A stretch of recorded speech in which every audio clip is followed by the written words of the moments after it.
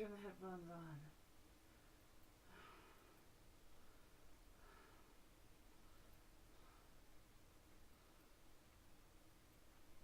Okay. Headphones. Be kind and come to me, right? Oops, there they are.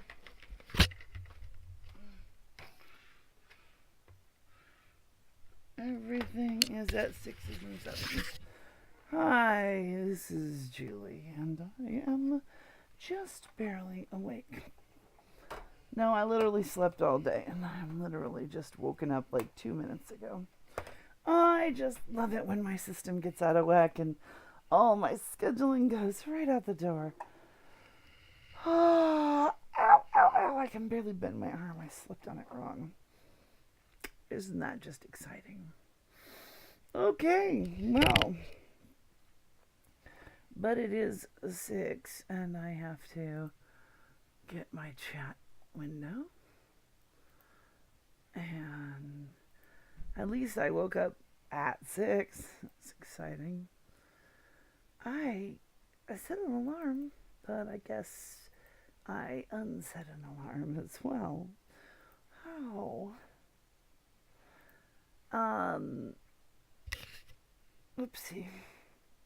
I gotta learn how to cut these videos up because yesterday we went really long and I can't even upload it and I can't even transfer it. Ow. Oh, hello everybody. Oh my god. I'm glad I dragged myself in here. Oh my goodness. Hello, Haddock. Hello, Robbins. Need a little caffeine. I drink these Mountain Dew cans of crazy black cherry. I guess, theoretically at least, I should be awake for a while without a 5-hour energy. Ha ha ha. Just a second. Gotta take a couple vitamins before I drive myself right up a wall.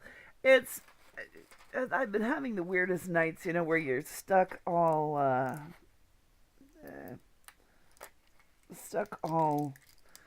you stay up and then you sleep and then you stay up and you're all on the wrong schedule all of a sudden. I hate that.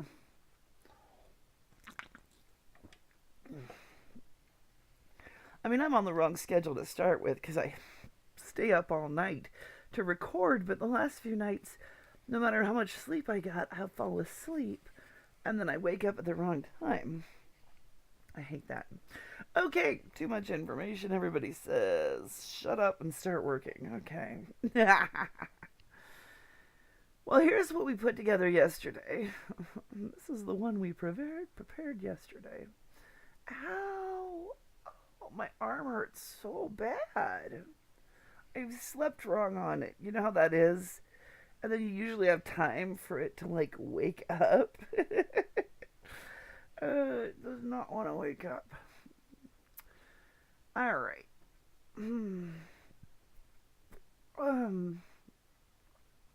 What is the next scene? Let's see here. Oh, I gotta rearrange everything on the desk.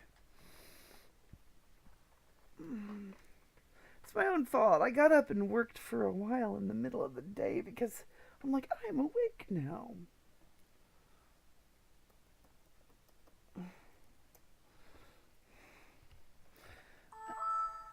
Alright.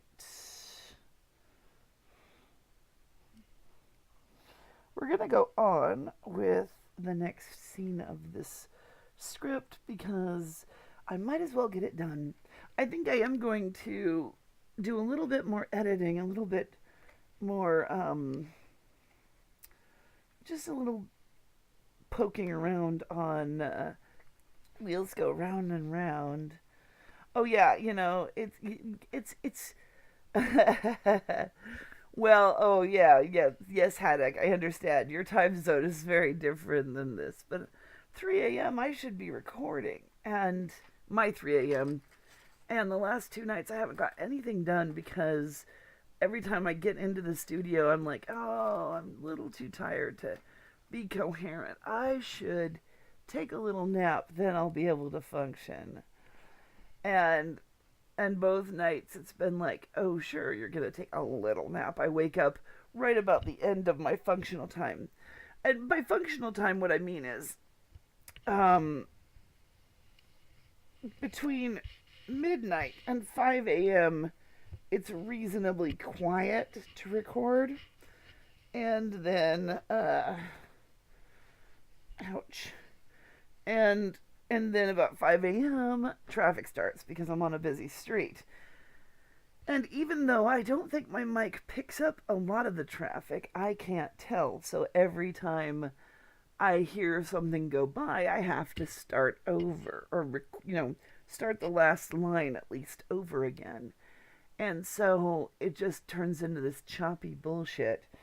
And, I mean, I can use that time if I have to, but I try not to. And, but it's just been so bad because each time it's like, oh, it's midnight, I should start recording.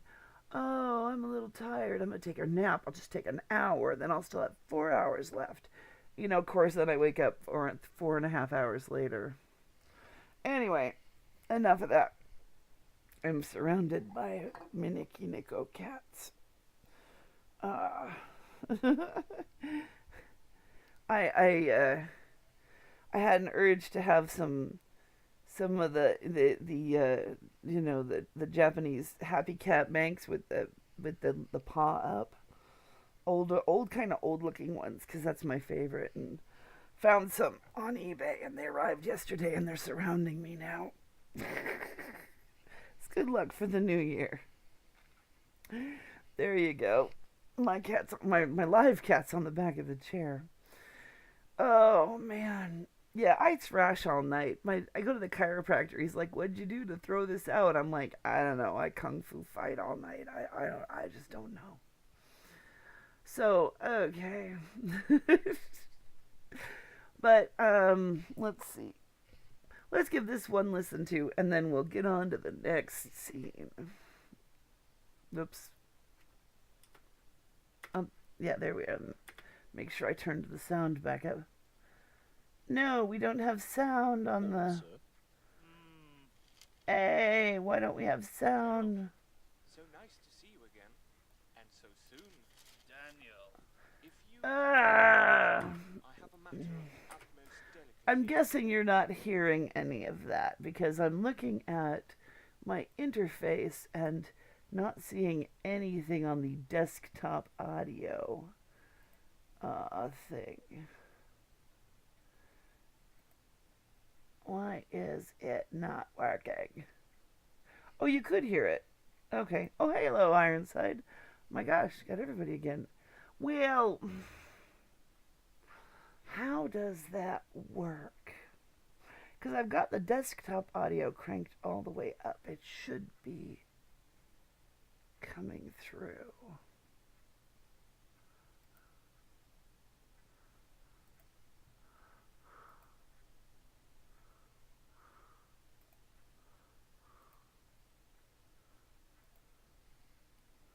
Let's try this again.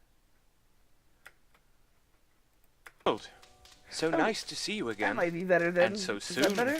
Daniel, if you Hey, that's have a better. moment, I have a matter of the utmost delicacy that I It thought wouldn't I be my might broach with microphone you. because Go on. I'm on a Not just headset, here. but is that better? Any of our fellow clubmen might walk in. What is this Good. in regards to? Far be it from me to think you need any Super. help, but as a friend, I wanted to suggest a young lady to you. For what purpose? Someone to accompany you to the symphony, perhaps. My wife quite enjoys the symphony. Musical entertainments of a lesser sort, then, perhaps. Come, Oh, I'm Gerald. just not talking right now. You're perfectly aware of what I mean. I suppose I am. But I am already fully staffed in that department as well. That creature? She's good looking enough. Seems to have most of her teeth. But how can you stand her company? That braying voice. She amuses me. Ah, yes. You said. She must be double-jointed to be that amusing. Well, in case you ever change your mind... I don't take cast-offs. It's rather more like a placement agency. A what? Consider it. They're quite extraordinary. Wedgway put me onto it. Okay. Whoops. Well, it's over anyway. I wasn't overriding me, I just wasn't talking. Or I don't think... We'll have to sort that out. At least now I have some idea of how to fix that if I actually disable the speaker. That seems to put it through the right place. How weird. All the little doodahs in the computer just don't want to get along. So, while that scene is done for now, I'm still going to look for some sort of expression for Gerald to move into that spot. But the next scene...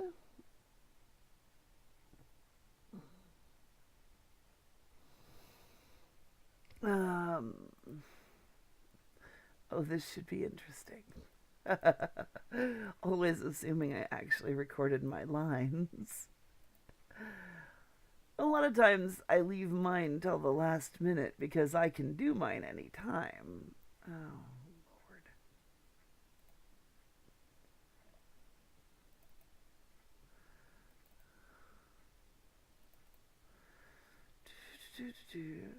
Episode 1. So many ways to drill down breakfast. Yes, I did. Oh, wait, we got it here. When you first started, it was loud enough to make it hard to understand you. Okay, good. One question. Last night you mentioned adding a business card. What did that mean? Oh, I wanted the sound, that sort of noise of a business card being set down. I used a playing card sound, which is a little bit more than you'd get with a real business card. He's basically in the scene. He's handing him a business card for this placement agency he's talking about, that he's hinting will find Gerald a new mistress, a better mistress. I hope that answers it. The question. Okay, so I've got Jane and I've got Annie, and the first thing to do is to even out the volume somewhat. Oh, actually, the first thing to do is to save it as an edited file so I don't just override that. Come on. And... yeah. I hope this doesn't turn out to be the way Jane in the first episode was, which was, well, true, but, I mean, the idea is sounds don't have to be exact as long as they conjure up the right sound in the audience's head. Yeah. And it just has to be that snap, like he's putting something down that oh, actually, here. Where it ended up, that's what I should do, is... it's right here, right at the end of this line. In case you ever change your mind. I don't take cast-up. Because I used the sound of somebody pulling out a wallet, and then from my money directory, and then a card being placed down. And the idea is, he's handed him this card. And you're right, it's not necessarily wrong. It's just, you don't have to have the exact sound, because there's this... you've got to play to the audience to some degree. And if you do things that are absolutely historical, people won't always get it. I was in drama class in college years ago, and the teacher brought in, if it was a term for Audacity. No, it was a sound, specifically an actual sound effect that I was trying to add. But when I was in college, the teacher had in this guy who did a monologue. He did the 20 insults from Cyrano de Bergerac. And if you're not familiar with the scene, it's a wonderful scene. He did it in English. It's a French play, but if you've ever seen Roxanne with Steve Martin, that was inspired by Cyrano de Bergerac, and he does the same scene there, basically where Cyrano steps up. This guy is like, "You have a big nose," and Cyrano is like, "Really? That's all you can say? You have this opportunity for a brilliant insult, and all you can say is, 'You have a big nose.'" And then he goes off and he comes up with these 20 brilliant insults for himself. Now, when this guy did it in our drama class, it's like, and not only that, but, yeah, Roxanne was pretty funny, but Cyrano is just marvelous. I love this. I love the Gerard Depardieu version. I know Depardieu is supposed to be sort of an asshole in public life, but I don't care. He's wonderful in the role, and it was a really good translation on the subtitles too, which helps a lot, because I took French for years in high school, and I can actually hear it if I work really hard, and I can read it sometimes, but I can't speak it. But yeah, as an actor, and he did some really funny stuff back in like the 70s and 80s. Most of which did not translate well when they tried to make them into US movies. But anyway, in the sequence of insults, as Cyrano is making them, he calls out who might have made them. He's like, artistic. Oh, is it a cape? Is it a peninsula? Or rustic. What time does the giant, yam exhibit open? And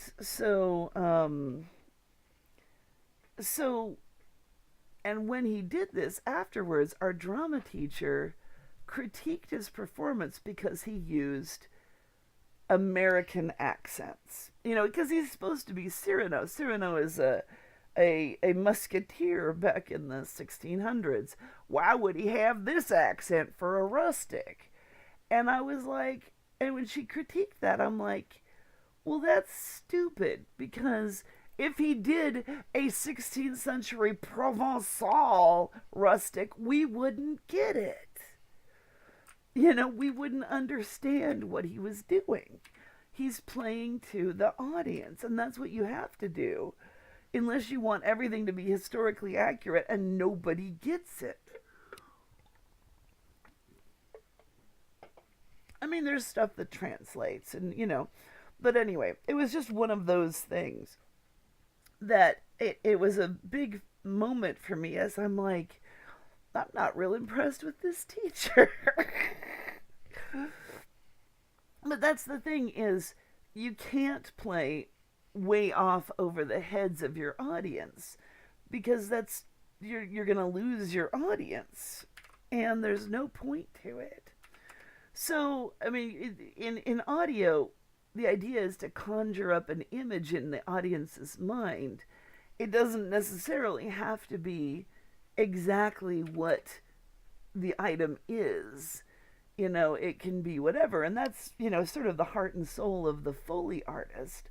The Foley artists are the people who did live sound effects, and who make sound effects for movies nowadays are called Foley artists. But it goes back to the sound effects made for radio shows, and how, like crackling, I don't have any cellophane around. I was going to say crackling cellophane would be a campfire, and they'd have like a leather bag on hand to punch or drop for fight sounds.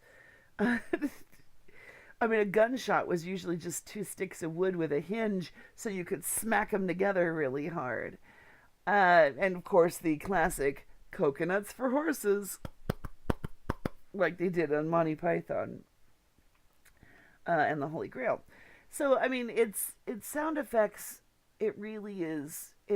That's one reason, I'll go searching far and wide when I need something. I'll be like, okay, what could possibly sound like that? Yes. I'm guessing everyone's seen that one. Yes.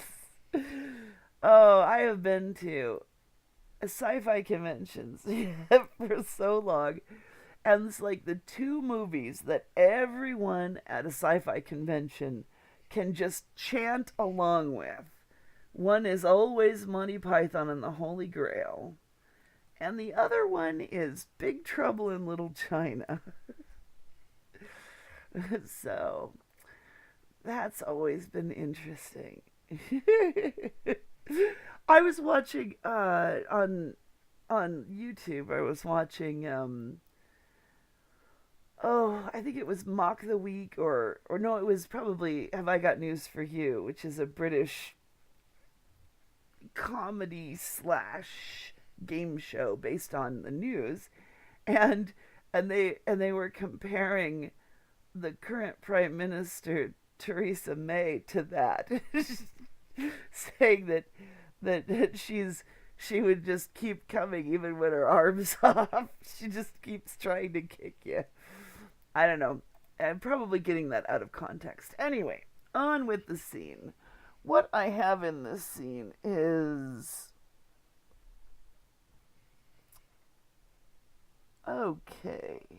Yeah, there's only a little bit going on in this scene, but this is going to be at Jane's house. Yeah, Kurt Russell, I mean, well, he's always done some funny stuff. He was kind of interesting in the latest Guardians of the Galaxy. I'm going to start with Jane because I'm pretty sure we go twice through her lines in this. This is a very short scene. Am I supposed to lie? No. Am I supposed to pretend I like what I don't like? No. Well, then. Do you need me this afternoon? Guess not. Why? I need to cut out all my... Clockworks. Like chirping birds and music boxes and such. Like chirping birds and music boxes and such.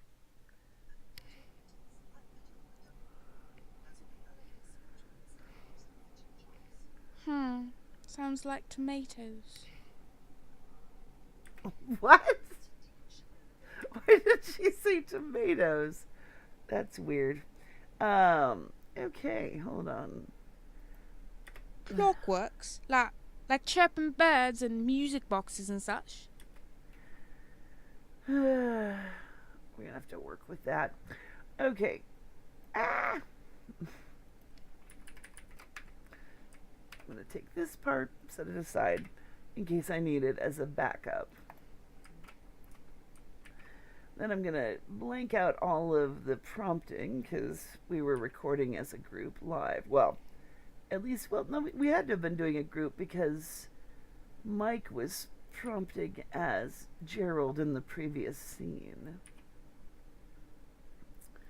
And I want to get back to doing more group recordings. It was so much fun. We always had a ball. Okay. Now there was... Like chirping bird.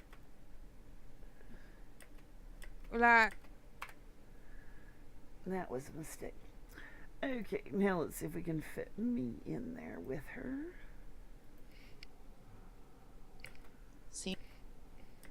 Scene 4.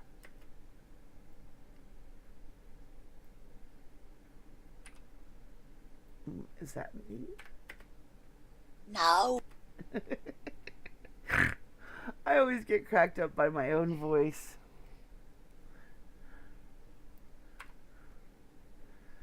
No. No. No. Ah!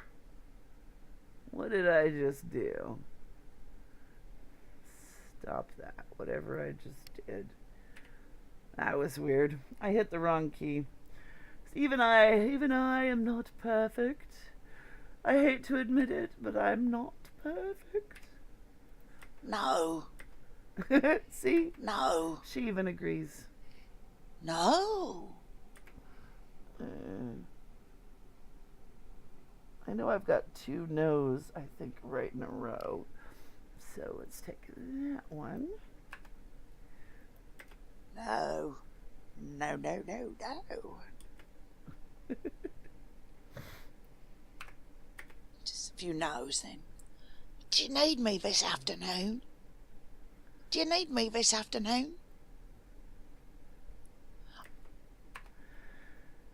And there's a certain amount of hubris in this whole thing, because when I was doing how do you move a part to a different timeline, if I wanted to shift one of these onto a separate line or up, or well, the easiest way to, if you need to create a new one, is to duplicate, which is Control D or Edit Duplicate. And then you can just get rid of the top one, and then you've got it on a separate line. If you're trying to move it, like if I was going to move this up there, I could copy it. What? I don't know why it does that, and it drives me crazy. It's something in the latest versions. If I move and I touch something, it starts playing backwards. I think it's Satan. Anyway, no, I'm joking. But it does sound creepy when it starts playing backwards. You can just paste it a lot of the time, wherever you need it. If you paste into a new line, it always starts right at the beginning. That's why I usually duplicate, because it stays where you are. And when I'm working on audiobooks, I can have a track that's an hour long. Yeah, I know. Isn't that special? Who could it be? Satan? There's an old pop culture reference that we thought would last forever. But when I'm dealing with a track that's like, an hour long, and I want to make a correction in the middle of it, being able to put it right here instead of putting it at the beginning and then dragging it over to start a new line is really, really handy. I hope that answered the question. And there's that line. Do you need me today?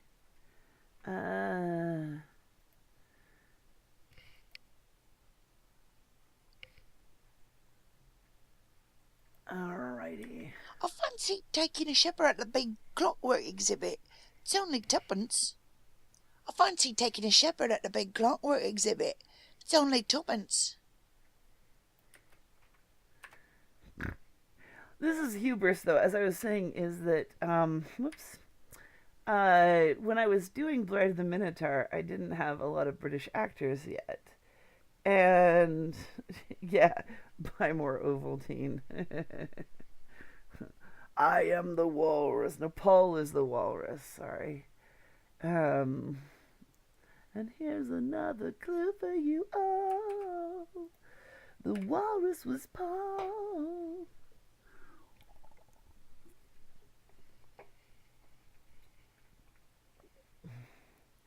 Oh, looping the crackling fire. There's a trick. Actually, what I do as for anything that's, let's get the club back up because I have the fire there. If it's a generic sound like the fire that isn't a rhythm like a clock and doesn't have a lot of very specific noises in it, you can do it with a crowd, you can do it with a fire. If you copy it and then paste it end to end, you'll end up with this. Because a lot of times there's a fade in and a fade out, and you don't want that because that's not going to help. I mean, that's going to sound like a very specific fade in and fade out. What you do is you copy something in the middle, and then you paste it in the middle right after itself. And that way, it just continues. And it's usually not going to create enough. I mean, as long as there's nothing specific in there to call the attention to it, and it's in the background, then it's not going to change it enough. I hope that helps, because that was one of the tricky things I discovered early on. If you're doing something like a clock, I was doing a clock when I was messing around making a clockwork sound earlier, a few days earlier. And with a clock or anything with a rhythm, you have to line up the rhythm so that it doesn't, because if you've got a ticking clock and you're like tick tock, tick tock, tick tock, tick tock, that will draw the ear instantly because everybody is so used to a rhythm to it. And even with music, sometimes you'll get that. But this has no particular. Just all you have to do is just it's also more random in its own way. If you just pick a random piece and copy and paste it, because if you want it to stay random, that's the way to do it. So yeah. Oh yeah, super. I mean, I love showing off that sort of thing because it's so simple and yet so it doesn't quite, it's not necessarily intuitive. Let me listen to this line. And automotas, like metal wind-up people. That's what the fellow with the sandwich board said while I was out fetching chops. Okay. Oh, that's what sounds like tomatoes, because she said automatos. All right. I don't know what Jane's house sounds like. I think maybe she'll have a clock. The problem with houses before the 20th century is you don't even have electricity, so you don't even have the sounds that we think of for modern day houses and things. I mean, whenever I'm trying to make a soundscape, I try to always put something in to help identify the location if it's going to be there more than once. And, whether it's going to be a clock, whether it's going to be the refrigerator hum, whether it's going to be the sound of traffic outside, something just to gas lamps don't really have a sound that would mean anything to people modern, Well, it does and it doesn't. Am I? But it's nice to have some kind of sound to help identify the location. So I'm going to think about that. Am I supposed to lie? No. Am I supposed to pretend I like what I don't like? No. Well,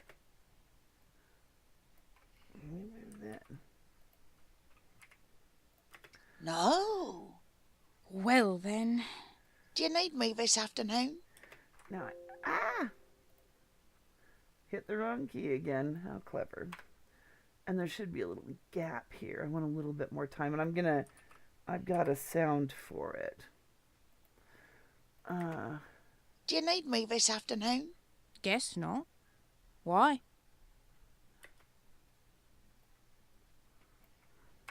I fancy taking a shepherd at the big clockwork exhibit. It's only twopence. Clockworks? Like chirping birds and music boxes and such? And automotas, like metal wind-up people. That's what the fellow with the sandwich board said while I was out fetching chops. I'm going to take her comment here, this sounds like tomato, and move it to the blooper line. Sounds like tomatoes. Well, the difficulty with doing something, didn't I have? I didn't. Is, well, it sounds easy. It also is, it makes it harder to find noises to use if you do want something in the line of, where did I put the blooper reel? There it is. If you want something in a backup noise, it's much harder to find it. Now, I mean, obviously at the club I was able to have a phonograph and a fireplace, and I could do a fireplace here, but this would be more like a wood stove because they're eating breakfast. But I can put some, let's see. I know highlighting and delete, but what do you hit to add time when you highlight a spot? In other words, if I wanted to make this longer to do that, what I'm doing usually, and yeah, always ask me if I'm doing something that you want to know how to do and I'm not explaining. It's often just something I've explained before, in some past show and I've just forgotten that, and not everyone was there for. I'm actually copying and pasting a lot of the time. I'll copy some chunk of the sound to move things down a little bit, and then pasting it, copying it and then pasting it. I actually always will say, if you're going to copy silence, copy it, or first you hit silence, then you copy. Silence being, it's an effect. It's not called silence. That would be too easy. Where is it anyway? Oh, generate silence. I know that's not right. Edit. They've moved things around, but it's L, or Control L is Control L is the default. I was trying to find I try to give both ways just so it's easy. But if you don't you want to silence it, then copy it, then paste it. And the reason for that is if I accidentally copied something where there was a sound in there that I couldn't see, but I could hear, like a or something, I could be putting that throughout all of the things if I paste that space over and over again. And then I have to chase them all down and get rid of them later. And I've done it. And it's annoying. Your whole scene, you're suddenly hearing... So, yes. Well, generate silence, but yeah, I'm not seeing it in here. I thought it was in one of the subdirectories. Oh, it is generate silence. It just doesn't show up over here. I thought it was something different. Okay.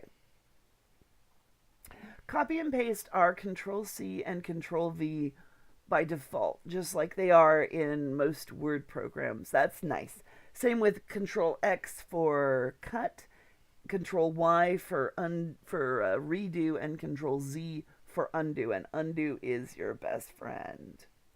So yeah, a lot of things remain the same, which is really nice. I actually reprogrammed some of them for myself because I'm mouse left-handed, even though I'm not left-handed. I picked that up when I was working in an office, and I started having issues with my right elbow. So I taught myself to mouse left-handed, and therefore doing Control-C all the time is on the wrong side of the keyboard for me, copy and paste. So I moved them to the other side of the keyboard. Using the pointer and edit. Hey, there's nothing wrong with, using these until you learn where everything is. See, I use paste. I use just one key because I do a lot of pasting. But I've moved a lot of things around and changed some things into one click and I also removed certain of the shortcuts that they have as automatics because they annoyed me too much. Because I would accidentally hit close all documents instead of repeat. And I'm like, no, don't close. It's like, stop that. Anyway, so what I'm going to do, I need to pull in we need some breakfast noises. And I might just we'll go to the FX directory, as usual. And I don't have two directories open. So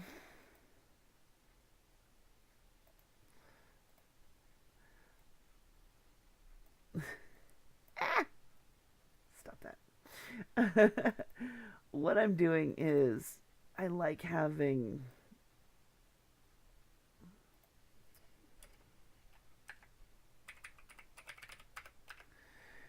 being able to just copy them from one screen to another rather than trying to remember where I put them later.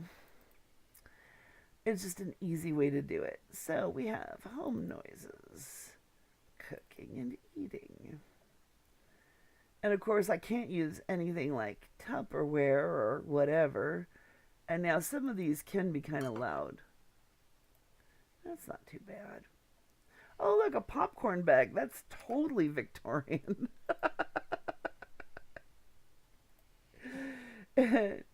Actually, the funny thing is, when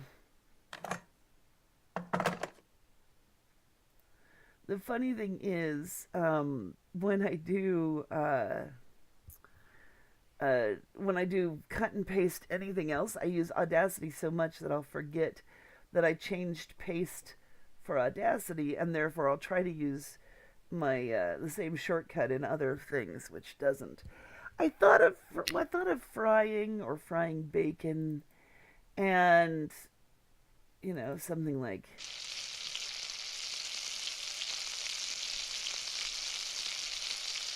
And I might actually have. I mean, I think they don't eat in the kitchen. Well, they could. I mean, this is one of those things where it's a silly decision to make, but I mean, Jane doesn't have any pretensions about being more uppity. She's not a social climber. She doesn't care. But, she could if it were. Yeah, that's an industrial kitchen. That's not the same.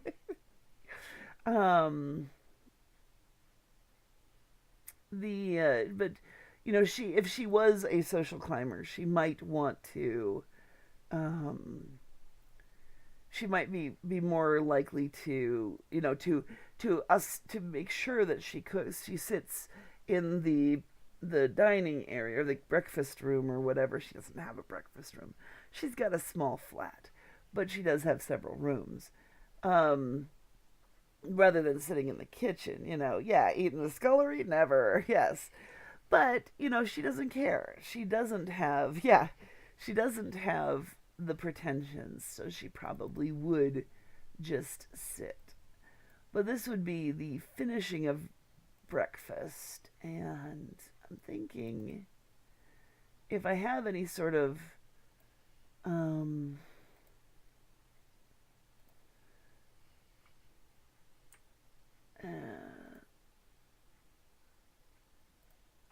some of these might work, because Annie would be cleaning up from breakfast more than anything else.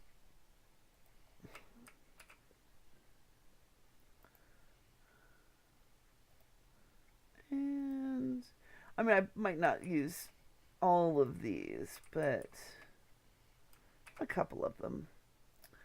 Okay. I mean, and the thing is, that Gerald is trying to civilize her, but she doesn't really care. And it's kind of good because, she's not trying to convince anybody that she's anything she's not. So we have our kitchen compile here. Let's start with the bacon. And there's another consistent noise that I'll be pasting in the middle. And then I'm going to import all the other ones. Importing brings them into this file, so I'll have a sound effect file. While opening would make them all their own files. And the first thing I do is make them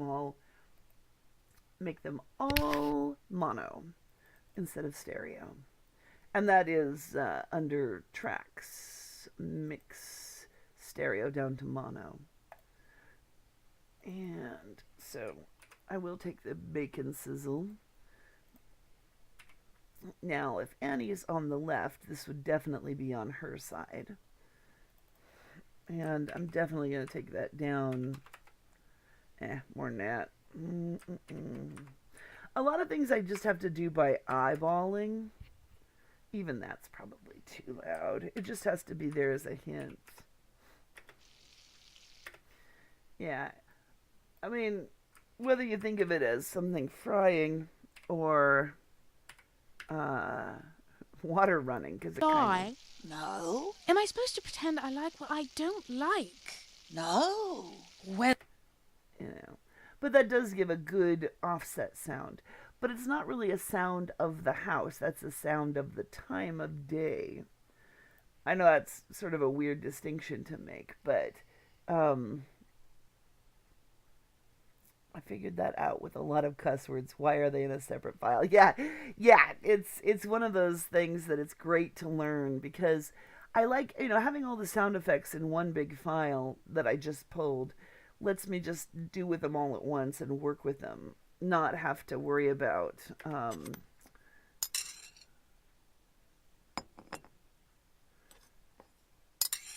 Yeah, it's enough to tell us it's breakfast. I don't really need much more than that. We'll put that on Jane's track over here. Oops. Because I know where I am. And what I'm going to do, actually, I'm going to rearrange these a little bit. I'm going to move the bacon to the top because it's not going to be in either person's track. But I'm going to give Jane some effects and Annie some effects. So this, works with Jane, and then I might shift around the individual noises to make some sort of point. I mean, because like I did with some of the other things, it's nice to be able to accentuate that's the blooper reel, accentuate what's going on by, throwing in a noise to make it sound like, to make a point, to make it show you when the scene is kind of important. But, like somebody being surprised and they drop their fork or something silly like that. That's a crowd dining. That's cutlery onto a plate.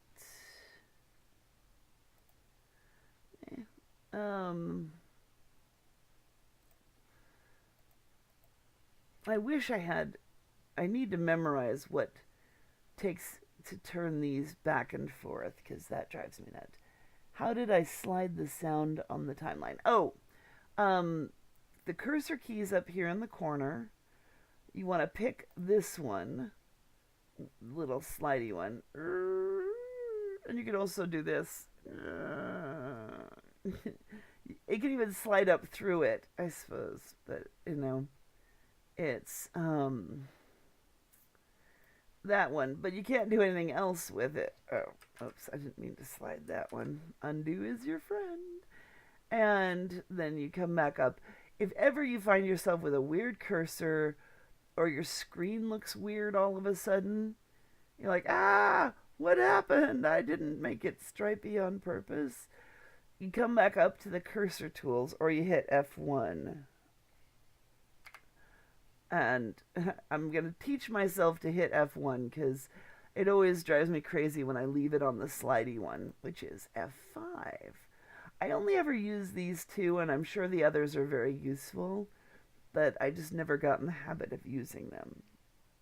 Yeah, and many's the time I've had something go all stripy and gone, what? Another thing that can sometimes drive you crazy is if you accidentally click on this bar right at the beginning of a track. If you click on this and suddenly your track does that, it hasn't changed it, it's just stretched the view, but it still makes it so you can't see things in relation to each other because they're not in the same sort of scale. And that drives me crazy. I want things all to the same scale so I can see how loud they are and things like that. And you right click on it and right click on it till you've got 1 and 1 back, just like the other tracks are.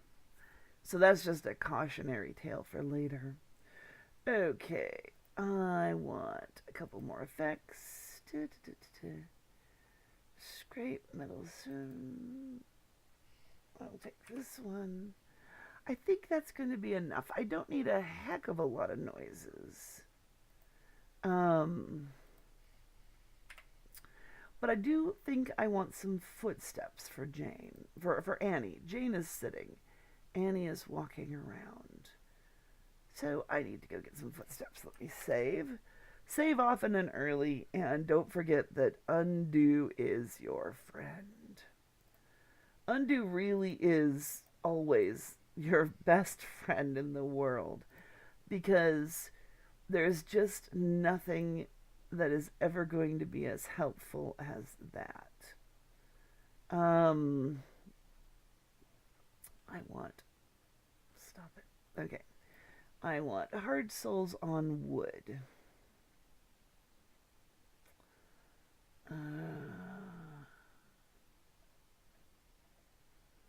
Walking on wood.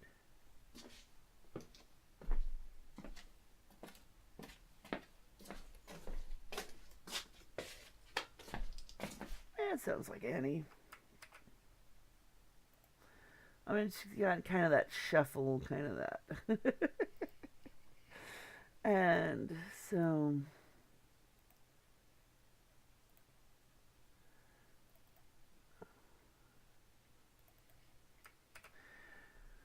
So now I'm going to move her around even though Jane doesn't move.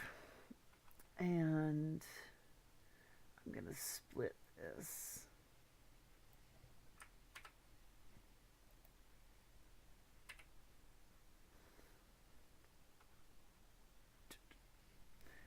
Teaching myself to use the F keys for those. Why not? Even I have things to learn. Okay, so what I've got here now, right, F1. How did you accumulate all the sound effects? Well, many years. I mean, I've purchased some. I purchase more now because I'm more interested in moving into doing stuff that isn't Creative Commons. I mean, trying to do things that might be for pay at some point, but the vast majority of things are usable only in Creative Commons works, and I picked them up. There were a couple of different ways you could get effects way back when, and I took full advantage of it. Like, SoundSnap used to have, like, every month you could get 5 effects for free. And I just patiently every month went and got my 5 free effects. Unless there was something I really needed during the month, and then I would buy one. I don't know Sound Bible. That one's new. But yeah, for the most part, it was just several different effects, categories, places where I could go to get them.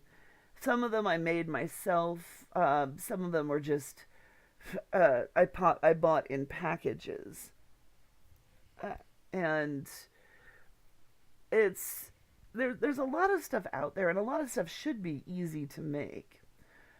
And so there's always different things to do. I'm actually contemplating, and this is totally out of the blue compared to the question, I'm contemplating giving Jane a bird. What? I'm moving this in because I do like to have the actual scene start at about 5 seconds. I like to have a little run-in for the music to come in on, so if I need to, I can space things. It's much harder to do it later on after the scene is mixed. Of course, that means I've got to lengthen the bacon again. I've got to lengthen the bacon again. Gotta make it go farther. A bird, yeah, because that's very in time, in keeping with the time. Birds were always very, very popular as pets. And if I do, then I could use it in her house anytime to show that it's her house. And I know I have at least one pet bird kind of sound effect somewhere because I used it in another show. Let's see. Animals. Birds. Oh, sure. Whippoorwills. That would go over. Let's see. Birds. Canaries. CBL. Don't know what that means.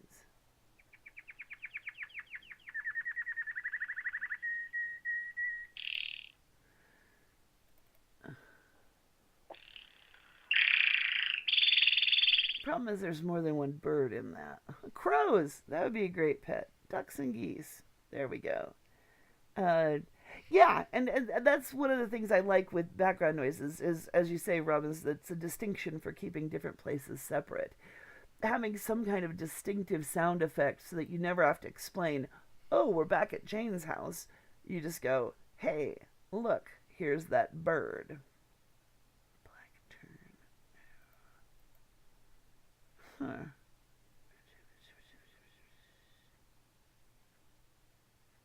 Maybe I did use the canary before. The cinnamon-bellied imperial pigeon.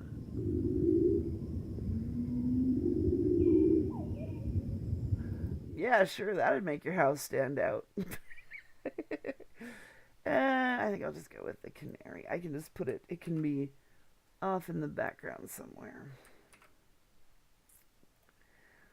And yeah, because it's so easy. I mean, I would much rather use a sound effect to distinguish a house than use and then use dialogue. I always want to avoid using dialogue in an obtrusive manner. Here we are back at my house. Woohoo! You know, anything like that. So, and I'm going to stick this way off to the right. I'm going to go 90%. You never go further than 90% unless you're doing something that is very, very specifically only on one side. And the reason for that is 90% is literally on one side. I mean, 90% is on one ear and 10% is on the other. Yeah, exactly. I can just use the bird. And I can take this part of the bird's thing, the twittery part, and just repeat that on occasion, or this part, without having this louder part in the middle. So that, I mean, the birds are sometimes quiet. I have a friend with birds. They're not really very quiet most of the time. Wax. Like chirping birds and music boxes and such. And automoto. So, yeah. And it's really handy, to have some kind of signature sound for a place. So I got to remember to keep the bird handy. Because the bird is the word. Now, the other thing that I want to do, now that I've got all these bits into place, let's listen through and just see where everything is. Am I supposed to lie? No. Am I supposed to pretend I like what I don't like? No. Well, then. Do you need me this afternoon? Guess not. Why? I fancy taking a shepherd at the big clockwork exhibit. It's only twopence. Clockworks. Like chirping birds and music boxes and such. And automotos. Like metal wind-up people. That's what the fellow with the sandwich board said while I was out fetching chops. So yeah, now the one other thing I want to do, I'm going to save this and then I'm going to make a new copy of it. File save as, edited and moving. So now I'm going to mix these. So Jane and her sound effects, I'm going to put them in one track.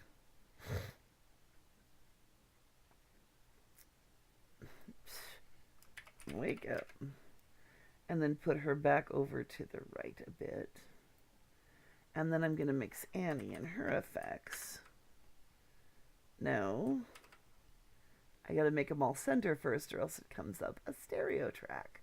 It's not what I wanted. I want them all in a mono track because then I'm going to move her around. Now she starts, we'll say 10% left.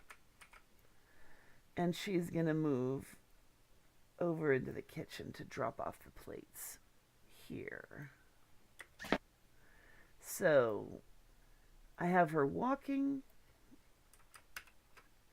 and then I have her walking back. And in the middle, I blank it out on the close track. And then over here, I'm going to fade her in after I blank out anything before it. And then fade her back out again. And then get rid of the rest of it. And I'm also going to take this down a little bit.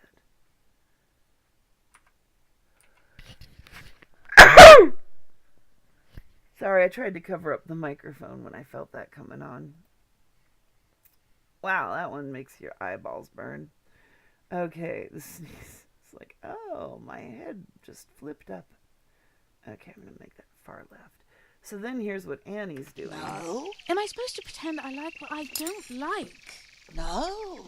Well, Thank you. then, Do you need me this afternoon? guess not. Why? I fancy taking a shepherd at the big clockwork exhibit. It's only twopence. Clock. Now this needs to fade in a little bit more to make it sound like she's coming back. And then what I can do is I'm going to mix these to a new track, which I should remember how to do. And then I'm going to put the room machine on this track. And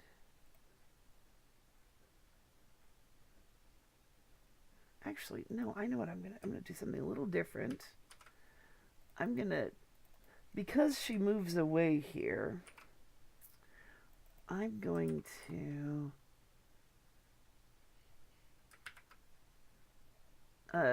put in a second track of that just for the room machine track, so that it's louder, because I want more reverb when she walks away. It's one of those things that you don't really think about, and I should put reverb on the bird as well, but I didn't. The bird is just off in its own place.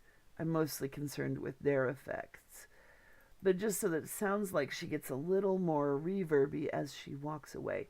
It may not come through. Let's see. Room machine, apply. As usual, I don't change anything because I won't remember what I did. I just use the defaults and mess with them. Oh no! Okay, well, I'm just finishing up the scene. I've been doing,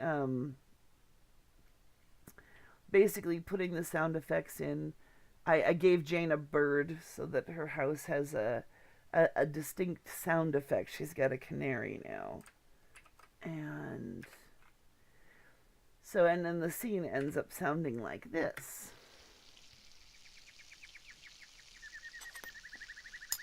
Am I supposed to lie? No, Am I supposed to pretend I like what I don't like? no. Well, then, Yeah, that's what I Do you had. need me this afternoon? guess not. Why? I fancy taking a shepherd at the big clockwork exhibit. It's only twopence. Clockworks. Like chirping birds and music boxes and such. And automotors. Like metal wind-up people. That's what the fellow with the sandwich board said while I was out fetching chops. See, did you hear what I did, though? The little bit here? As I put, when I went to copy these to make the room machine thing, I doubled this track so that when she moves I'm going to fade this out more. When she moves away, her reverb goes up a bit. Oh, Well, then, do you need me this afternoon? guess not. Why? I fancy taking a shepherd at the big Just clockwork. a little bit, but it helps with the illusion of her moving away and then back again. So, I mean, part of it is just visualizing a scene and blocking it in your head so that you can move things around. And I know other programs allow for movement, within a same track, but I like being able to see it. I'm old school. So yeah, that turned out really well. Now, when I do the room machine thing, first thing I do is I merge everything down into a new track. Then I run the room, I minus like 25 on it so that it's barely there. Then I run the room machine, and then I run a low pass filter, because otherwise it turns out too sharp, a little bit too echoey for an average room. Sometimes I'll use it, but I do my processing on the track, rather than trying to change the settings in the Room Machine program, because I just would forget what settings I chose. And it's just easier for me to just stick with the defaults and then mess with the results. So yeah, that turned out really well. And of course, she wouldn't have music. She could have a clock in her house somewhere. That wouldn't be too unusual. I mean, Gerald keeps her well. She just doesn't care for most things. But there might be a clock in the parlor or something. And so she's not pretentious, and that's part of what makes her fun. She and Annie probably dress really well. I mean, thank you. I know it's because I've been doing this for so long and so much, but I'm still experimenting, and I still do try to learn things when I can. It's just, one time I was like, I'm gonna learn how to use a new effect every week, and I didn't. I should really try to study them, but so much of it I can already do the hard way, so to speak. I don't worry about it too much. But yeah. And yeah, see, and then, like I said, using just the little parts of the bird noise. And I might actually take the bird down just another skosh here. It's only tuppence. Clockworks. Because Chirping bear. Because high notes, like the birds, sound louder than they are. They carry really well, as opposed to low notes. There's times when you'll have to bring low notes up higher than you think they need to be, because, well, part of that's because of whatever you're listening on. Anytime you're doing audio drama or any mixing, you want to listen on several different platforms. It's like, listen through the computer, listen through the headphones, listen on your car stereo. You'll hear it differently each time, because, if there's been times when I've been like, I can't hear the bass, I'm going to crank it up, because my headphones didn't have good bass. And then I put it in the car, and my car is like, boom, boom, boom, boom. The minute I start listening to it in there, I'm like, whoa, okay, there's bass. I better turn that down. But yeah, it's just good to get in the habit of listening on several different platforms as well, so that you make sure that what you're hearing is actually consistently the sound you want. So that's one more scene down. Woohoo! I think we're halfway through this episode. And, at least this one I can get all the way done while I'm waiting for the voices in Fatal Girl to come in. And maybe tomorrow I'll look a little bit at putting scenes together. Though one of the problems with doing this particular series, The Teeth Within, is that I didn't really have a good source of music for the overall theme, so I'm gonna have to figure something out. I mean, I've got the midis of the piano rolls, and maybe there's something in there I'd like to use. Oh, that's just the blooper roll. But, music is always kind of tricky. And partly because, you're asking where to find sound effects. Well, music is even harder to find, really.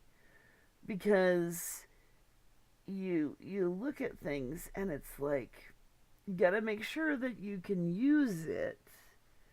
That it's okay. That you've got the Creative Commons kind of licenses. And you also have to, I've got things I've purchased, things that I've had actual permission to use at one time or another. Things that I would have to go, ask permission again, because it's been a long time. In Compotech, he's the godfather of all online video and audio drama. You see his music everywhere. And then other royalty-free specific episodes. sounds like. Some songs that just reminded me of other songs. But, and then just a ton of stuff that I broke up by general overall sound. Big band is one of the hardest things to find in any kind of Creative Commons usage. Big band, noir, anything in that sort of area. Because, it's a lot easier for people who make music that they're going to allow to use to do things that are on the computer, and big band is a band. But there are some things that work. Sometimes if you're looking, I really crawled all over Gemendo like 10 years ago looking for music. They've changed their whole layout now, but back then, each album came with let's see here, I'll go over here because this is the one I was looking at. There was a license in it, and when you open that up, it shows you what they were willing to let you use Creative Commons wise. And so I kept the licenses when I downloaded all the albums. Doesn't mean that it's necessarily still in effect, but at least I have that piece of information.